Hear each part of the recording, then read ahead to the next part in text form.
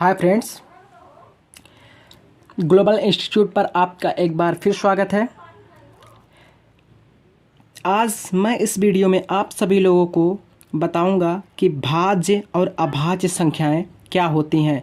बहुत सारे लोगों को इस चीज़ में कन्फ्यूज़न होता है कि भाज्य और अभाज्य संख्याएं क्या होती हैं। तो आइए मैं आज आप लोगों को सबसे पहले मैं यहाँ पहले से लिख करके रख लिया हूँ, इसलिए क्योंकि जब मैं राइट करता हूँ ज़्यादा तो फिर मेरा स्टैंड जो है वो ज़्यादा जंप करता है। ठीक है, तो इसलिए आज लिखने का ज़्यादा यहाँ पर कंटेंट था, इसलिए मैं ऑलरेडी लिख करके ही आप लोग को समझाने की कोशिश कर रहा हूँ। ठीक है, तो आइए देखते हैं हम सबसे पहले भाज्य संख्या किसे कहते हैं। ठीक है, वे संख्याएं जो कम से कम 3 संख्याओं से कटे, यानी कि इससे कम संख्या से न कटे। मैं परिभाषा में आगे लिख दिया हूँ, देखिए, वे संख्याएं जो कम से कम 3 संख्याओं से कटे, 3 संख्या से अधिक संख्या से तो कटे लेकिन 3 संख्या से कम संख्या से नहीं कटना चाहिए, वे सभी संख्याएं भाज्य संख्या कहलाती हैं। ठीक है, मतलब वह संख्या जो 3 संख्या से कटे, जैसे कि मान लेता हूँ कोई संख्या है वो 1 से कटा है और खुद से कट रहा है और इसके अलावा किसी एक और अन्य संख्या से भी कटे, तो वो संख्या क्या होगी? भाज्य संख्या होगी। और 3 संख्या से ज़्यादा संख्या से भी कटे तब भी वो भाज्य होगी, लेकिन 3 से कम संख्या से नहीं कटनी चाहिए। ठीक है, जैसे कि मैंने आप लोग के सामने ये उदाहरण मैं दिखा रहा हूँ। जैसे 4 है, 4 जो है वो 1 से भी कटेगी और 4 से भी कटेगी और 4 जो संख्या है वो 2 से भी कटेगी। तो 4 किससे किससे कटा? 1 से भी 4 कटा और 2 से भी 4 कटा और 4 से भी 4 कटा। तो 4 जो है वो कितनी संख्याओं से कटा? 3 संख्याओं से। कहने का मतलब है कि वह संख्या जिसके कम से कम कितने फैक्टर हों? 3 फैक्टर हों। ये जिस संख्याओं से कट रही है उन संख्याओं को मैंने क्या बताया था कि वो संख्याएं दिए गए संख्या का क्या कहलाती हैं? फैक्टर कहलाती हैं। जितनी भी संख्याएं किसी संख्या को काट रही हैं वे सभी संख्याएं उस संख्या के क्या कहलाएंगी? फैक्टर कहलाएंगी। तो कहने का मतलब किसी भी संख्या का अगर फैक्टर कितनी है? 3 फैक्टर हैं, उससे कम फैक्टर नहीं होना चाहिए। 3 फैक्टर हैं या 3 से अधिक फैक्टर हैं तो वह संख्या क्या कहलाएगी? भाज्य संख्या कहलाएगी। आइए आप 6 को भी चेक कर लेते हैं। 6 जो है वो 1 से भी कट रहा है, 2 से भी कट रहा है और 3 से भी कट रहा है और 6 से भी कट रहा है। तो इसके कितने फैक्टर हो गए? 4 फैक्टर हो गए। तब भी ये भाज्य संख्या। क्यों? क्योंकि भाज्य संख्या होने के लिए कम से कम 3 फैक्टर होने चाहिए। उससे अधिक फैक्टर हो तो चलेगा, लेकिन 3 संख्या से यानी कि 3 फैक्टर से कम फैक्टर नहीं होने चाहिए, नहीं तो वो भाज्य संख्या नहीं होगी। ठीक है, तो 8 को चेक कर लेते हैं। 8 1 से भी कट रहा है, 2 से भी कट रहा है और 4 से भी कट रहा है और 8 खुद 8 से भी कट रहा है। तो ये इसके फैक्टर कितने हो गए? 4 फैक्टर हो गए। तो 8 भी भाज्य संख्या। ठीक है, 9 को चेक कर लेते हैं। 9 1 से कट रहा है, 9 3 से भी कट रहा है और 9 खुद 9 से भी कट रहा है। तो कितने फैक्टर हो गए? 3 फैक्टर। तो ये भी क्या हो गया? अभाज्य संख्या हो गया। ठीक है, 10 है, 10 1 से भी कट रहा है, 2 से भी कट रहा है और 5 से भी कट रहा है, 10 से भी कट रहा है, यानी कि इसके कितने फैक्टर हो गए? 4। तो कम से कम 3 फैक्टर होने चाहिए। अब उसके बाद चाहे 4 फैक्टर हो, चाहे 5 फैक्टर हो, चाहे 6 फैक्टर हो, वो सब के सब क्या कहलाएंगे? भाज्य संख्या कहलाएंगे। ठीक है, इसी तरीके से 12 भी देख लीजिए। 1 से भी कट रहा है, 2 से भी कट रहा है, 3 से भी कट रहा है, 4 से भी कट रहा है। तो अब आगे चेक ही नहीं करेंगे। क्यों? जब हम चेक कर लिए कि 3 फैक्टर इसके हो गए तो बस वहीं पे हम कह देंगे कि ये कौन सी संख्या है? भाज्य संख्या। ठीक है, मैंने डॉट डॉट डॉट आगे क्यों लगा दिया? क्योंकि अगर कोई पूछ लिया कि सबसे बड़ी भाज्य संख्या क्या होती है तो आप लोग कहोगे अनंत। क्या होती है? अनंत। ठीक है, जिसको हम बता नहीं सकते। ठीक, तो आइए उसके बाद अब हम आप लोग को बताने जा रहे हैं कि अभाज्य संख्या क्या होती है। ठीक है, तो वे संख्याएं जो सिर्फ 2 संख्याओं से कटे, सिर्फ कितनी संख्या से कटे? 2 संख्या से कटे, ना तो उससे अधिक संख्या से कटे, यानी कि वे संख्याएं जिसके सिर्फ 2 फैक्टर हों, ना तो उससे अधिक फैक्टर हो और ना ही उससे कम संख्या से कटना चाहिए, यानी कि ना तो उससे कम फैक्टर हो, यानी कि सिर्फ 2 फैक्टर होने चाहिए। जिस किसी संख्या के सिर्फ 2 फैक्टर होंगे, ना तो उससे कम फैक्टर और ना तो उससे ज़्यादा फैक्टर होंगे, वह संख्या क्या कहलाएगी? अभाज्य संख्या कहलाएगी। आइए अब हम चेक करके देख लेते हैं। जैसे कि 2 है, 2 संख्या अभाज्य है। क्यों? क्योंकि इसके कितने फैक्टर हैं? 2 फैक्टर हैं। 2 खुद 2 से भी 2 खुद से भी कटेगा, यानी 2 से कटा, और 2 1 से भी कटेगा। तो 2 के कितने फैक्टर हुए? 2 फैक्टर हुए। एक तो 1 और एक तो 2, तो 2 फैक्टर हुए, यानी कि ये अभाज्य संख्या होगी। 3 को चेक कर लेते हैं। 3 1 से कट रहा है और 3 खुद 3 से भी कट रहा है, तो इसके भी कितने फैक्टर हैं? 2 फैक्टर हुए, तो यानी कि ये भी अभाज्य संख्या होगी। 5 को चेक कर लेते हैं। 5 जो है वो 1 से कटेगा और 5 से भी कटेगा, तो 5 के कितने फैक्टर हुए? 2 फैक्टर हुए। ये भी क्या होगी? अभाज्य संख्या। क्यों? क्योंकि अभाज्य संख्या होने के लिए किसी भी संख्या के कितने फैक्टर सिर्फ होने चाहिए? सिर्फ 2 फैक्टर होने चाहिए, ना तो 2 से अधिक फैक्टर होने चाहिए, ना तो 2 से कम फैक्टर होने चाहिए। अगर 1 फैक्टर भी होगा तो वह अभाज्य संख्या नहीं होगा। ठीक है, कन्फर्म सिर्फ 2 ही फैक्टर होने चाहिए, उससे कम फैक्टर नहीं होने चाहिए, उससे अधिक फैक्टर नहीं होने चाहिए। ठीक है, 7 को चेक कर लेते हैं। 7 1 से भी कट रहा है, 7 7 से भी कट रहा है, तो ये सिर्फ कितने, इसके कितने फैक्टर हुए? 2 फैक्टर हुए, एक तो 1 और एक 7, तो ये क्या हो गया? अभाज्य संख्या हो गया। इसी तरीके से 11 1 से कट रहा है, 11 11 से कट रहा है, 2 फैक्टर हुए, ये भी अभाज्य संख्या। इसी तरीके से 13 भी देख लीजिए, 13 1 से कट रहा है, 13 खुद 13 से भी कट रहा है, इसके कितने फैक्टर हुए? 2 फैक्टर। तो 2 3 5 7 11 13 ये सब क्या है? अभाज्य संख्या है। इसी तरीके से मैंने डॉट डॉट डॉट लगा दिया, क्योंकि इसी तरीके से आगे बहुत सारी अभाज्य संख्याएं हैं। ठीक है, तो अगर कोई पूछ लिया कि सबसे बड़ी अभाज्य संख्या क्या होगी, तो सबसे बड़ी अभाज्य संख्या क्या होगी? अनंत होगी, जिसका पता नहीं लगा सकते। ठीक है, तो अब आइए हम क्या करेंगे आगे, इसमें कुछ नोट्स लिखवाता हूँ। अब एक नोट ये लिखवाता हूँ कि मैंने यहाँ, आप कहेंगे 1 क्यों नहीं लिए? ठीक है, तो मैं नोट लिखवाता हूँ।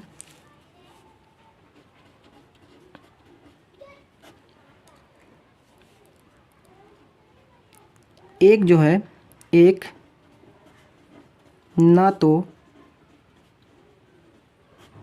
भाज्य है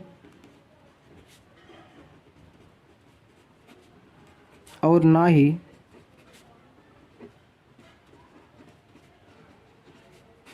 अभाज्य है। आगे कारण भी लिखवा देता हूँ, क्योंकि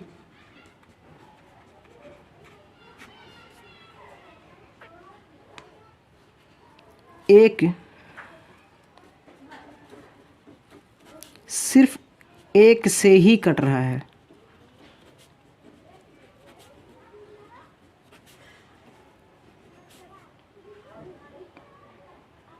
जबकि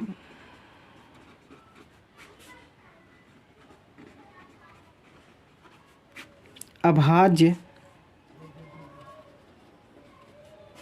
संख्या होने के लिए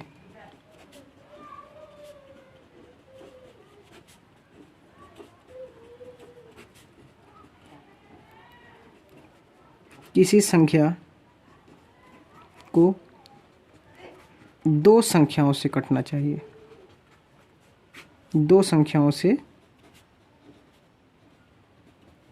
कटना चाहिए। इसलिए एक ना तो भाज्य है और ना ही अभाज्य है। ठीक है, तो बहुत सारे लोग कहते हैं एक अभाज्य संख्या है, जबकि एक अभाज्य संख्या नहीं है। एक ना तो भाज्य है और ना ही अभाज्य है। क्यों? क्योंकि अभाज्य होने के लिए किसी संख्या के कम से कम कितने फैक्टर होने चाहिए? 2 फैक्टर होने चाहिए, जो कि यहाँ एक का सिर्फ कितना फैक्टर है? 1 फैक्टर है। ठीक है, इसलिए एक ना तो भाज्य है और ना ही अभाज्य है। इसमें मैं कुछ और आप लोग को इम्पोर्टेंट नोट्स लिखवाता हूँ। अगला नोट हमारा,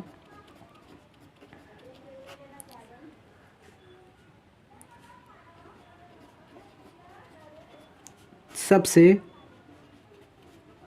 छोटी अभाज्य संख्या 2 होती है। सबसे छोटी अभाज्य संख्या कितनी होती है? 2 होती है। ठीक है,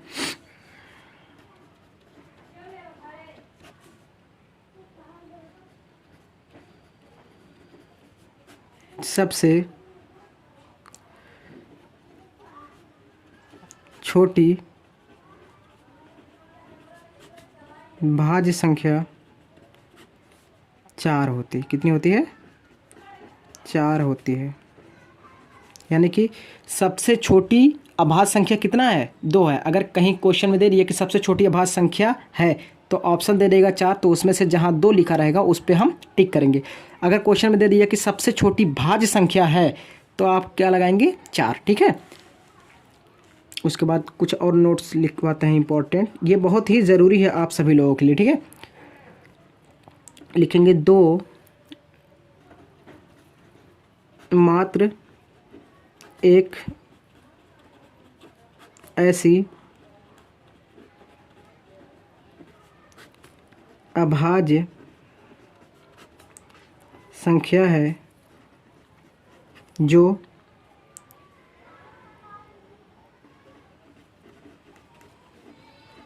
अभाज्य होने के साथ सम संख्या भी है। सम संख्या मतलब जोड़ा वाला संख्या। ठीक है, सम संख्या भी है।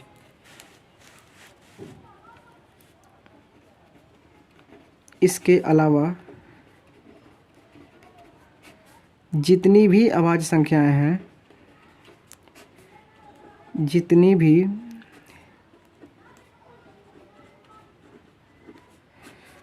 अभाज्य संख्याएं हैं सब विषम हैं, सब विषम है।